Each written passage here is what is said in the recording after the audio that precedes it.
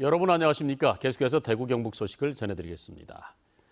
5월의 첫날이자 근로자의 날인 오늘 우리 지역은 맑고 건조한 날씨가 이어지겠습니다.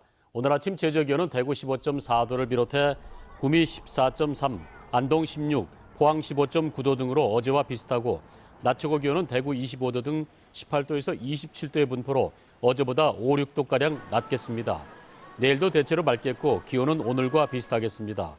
대구기상지청은 대구와 경북 대부분 지역에 건조주의보가 발효됐다며 산불 등 화재 예방에 유의해 줄 것을 당부했습니다.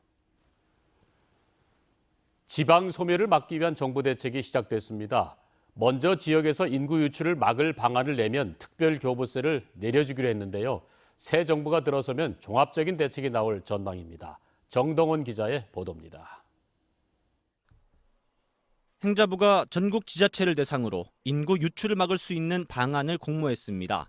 폐교나 빈집을 주민 친화 공간으로 가꾸거나 대도시처럼 버스 노선과 도착 예정 시간을 실시간 제공하는 시스템을 구축하는 등의 사업 계획을 지자체가 제출하면 행자부가 오는 6월 5곳을 선정해 한 곳당 18억 원 정도, 총 88억 원의 특별 교부세를 줘서 공모 사업을 시행합니다. 인구 감소 지역이 특히 많은 경북의 지자체들이 상당수 공모에 나선 가운데 의성군은 작은 목욕탕 건립 사업을 제출하기로 했습니다. 저희들 의성군 노인 비율이 36.8%로 전국 최고입니다. 그런데 그 18개 읍면 중에 14개 면이 목욕탕이 없기 때문에 작은 목욕탕 건립 사업을 준비 중에 있습니다. 이 시범 사업을 시작으로 행자부가 종합대책을 수립합니다.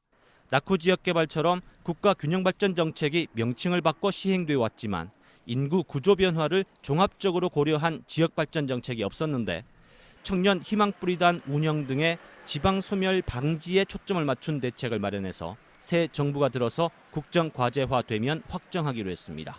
이 대책을 제도적으로 뒷받침하기 위해 기존 국가 균형 발전 특별법과 별도의 특별법을 만드는 작업도 시작됐습니다.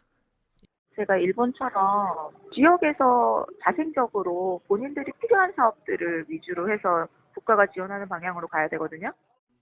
행자부의 대책은 지방행정연구원의 지방소멸위기 대응을 위한 신지역발전 방안이란 연구 결과를 토대로 수립됩니다. 이 연구 결과는 지방소멸을 먼저 겪고 있는 일본 사례가 참고됐습니다. 지방소멸을 막기 위한 정부의 대책이 기존 국가균형발전 정책과 얼마나 차별화될지 시험대에 올랐습니다. MBC 뉴스 정동원입니다. 대구시는 한국노총 대구본부와 함께 오늘 오전 대구체육관에서 지역 근로자와 가족 등 2천여 명을 초청해 근로자의 날 기념 행사를 엽니다. 오늘 행사에는 권영진 대구시장을 비롯해 한국노총, 대구경영자총협회, 대구고용노동청 등 지역기관단체장들이 참석해 지역경제발전과 생산성 향상에 힘써온 모범 근로자들을 표창합니다.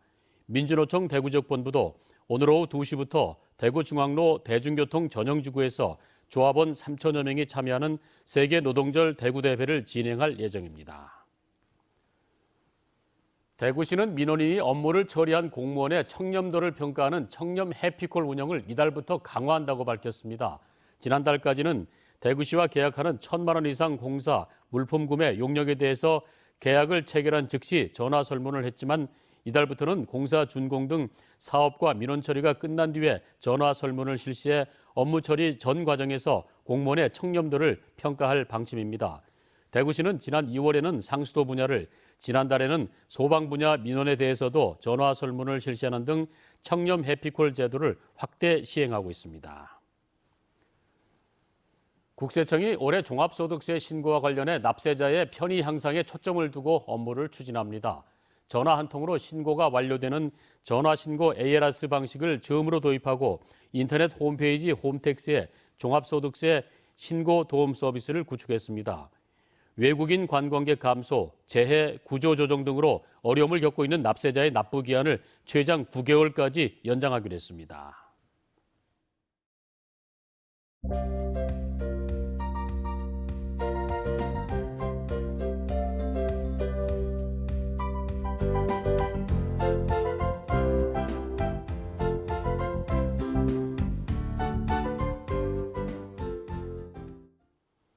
이상으로 MBC 생활뉴스 모두 마칩니다. 함께 해주신 여러분 고맙습니다.